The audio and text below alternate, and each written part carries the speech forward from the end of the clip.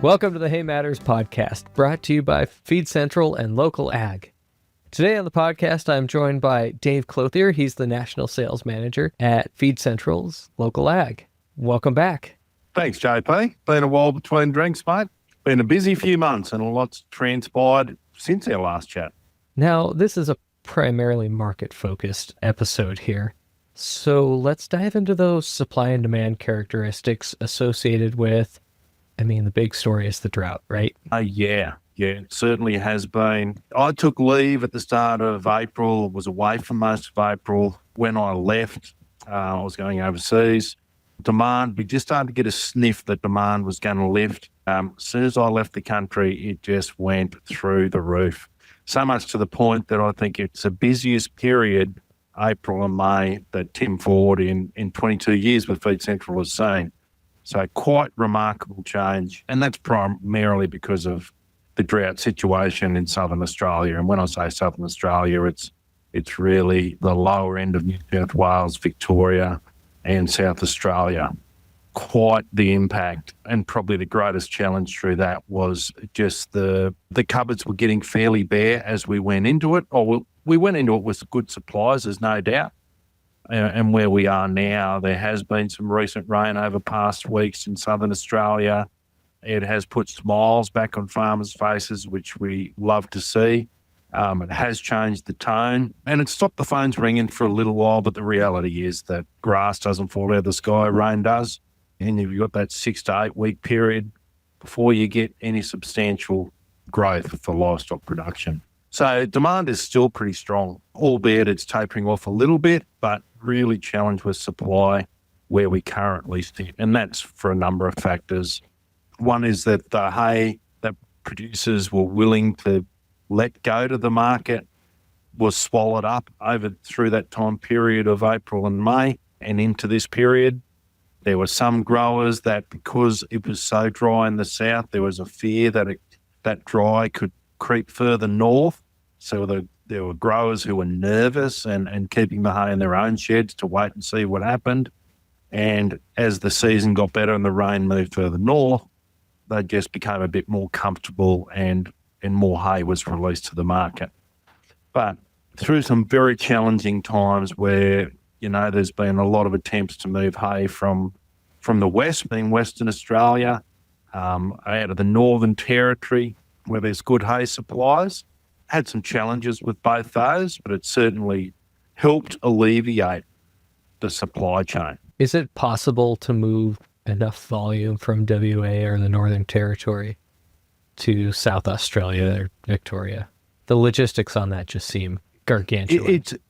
It's a challenge. Like they've got some serious biosecurity issues out of WA, which has challenged that opportunity to bring the hay across, and that's through the green snail infestation, which is largely on the southwest coast of WA, but some very strict biosecurity legislation. That hay has moved from the west to the east, but it is on a case-by-case basis, depending on biosecurity risk. So, yeah. Still, what I was getting at there, though, is limited supplies moving from WA. Limited supplies. There's still quite a volume over there. Hay trading in Western Australia, I was there myself a couple of weeks ago. It is pretty challenging to move within the state at the moment. So there is supply. The restrictions are the freight cost. Right. The very high delivered prices, very similar out of the Northern Territory. You've got your cavalcade, which is a legume type hay, and you've got jarrah grass, a bit of other stuff. It's just not really understood the nutritional benefits to the buyers. So it's been a challenge doing that. I'm not saying it's not being done, because it is. But, here we are getting towards the end of June, and the last week of June really, or Monday is the end of the financial year. We typically see at this time of year, and we're already seeing evidence of it, is that growers just are starting to release more volume into the new financial year for cash flow purposes. So we're not desperate by any means from a supply standpoint. We know those cupboard doors tend to open up when the new financial year comes. Demand is still strong, so it's a good place to be. That's for sure. I think the greatest challenges are that traditionally hay moves from the south to the north with the tremendous 4 years in a row of good seasons across the north. It's had a reversal. It's all moved south. So it disappeared and, where it normally lives quickly, and it's moving from great distances, which just mean delivered prices have been very high. That's for sure. So, that's where it currently sits. And I don't see the pressure coming off that for a few months. Like the seasonal conditions in the south, the recent rainfall has certainly put hope back into the sector down there. But they still have fodder needs for the next 6 to 8 weeks minimum. So that will keep demand strong. Unfortunately, it's going to have to travel some distance, which means delivered prices are high. But the market is accepting that now because that's just the state of play we're living in. So what I just heard you say is supplies are adequate in WA, Northern Territory, and even into Queensland. Is that correct? Yeah, Queensland supply, there's quite a supply in Queensland, and it's going to be an early season in Northern Australia. I just heard probably an hour ago that there's going to be the first cereal hay cut in the middle of July, so 3 weeks away. I think there might be some challenges around curing that hay, but a very early start, that is for sure. Very advanced crops in the north and very subdued crops in the south, delayed growing season in the south. All right, Dave, let's jump over to the demand side. In a recent podcast episode here, I spoke with Matt Eckert from Meningie in South Australia. And what I heard him tell me is that they'd sold the sheep herd down as far as they were going to sell it, and they were going to feed out of the drought after that. Is that a common approach? Is that reflective of what we're seeing in the marketplace, where you can't just sell all of the livestock because you have to have a long-term view? So there's always going to be some baseline demand. Look, I think it's been a unique situation, this drought that we've had in Southern Australia. On the flip side of that, we've had a cracking season in Northern Australia. So typically through drought conditions, livestock prices are poor. Everyone takes a hiding along the line. With the state of play in Australia right now, or what we've seen, is drought conditions in the south, huge bodies of feed in the north. So there's been a very strong market to move livestock from the south to the north. So they haven't given them away. They've sold at very solid prices. I think the reality, also speaking to Matt, and I've had long conversations with Matt about this, and a lot of growers and a lot of buyers, livestock producers and so forth, I think the reality is, particularly the multi-generational type enterprises where they've spent years building up genetic platforms within their own herds, whether it's beef or sheep or dairy or whatever it is, like they will reduce stock numbers to the point where they maintain the nucleus herd, whatever that size or volume might be dependent on situation, and will feed at any cost because it is just too hard to get back there. That's what I'm seeing and hearing, and coming from a livestock background, I used to practice the same thing myself through many droughts. It's just you cannot afford to let your genetics go at any cost. So generally, I think that's a reasonable statement. And support it.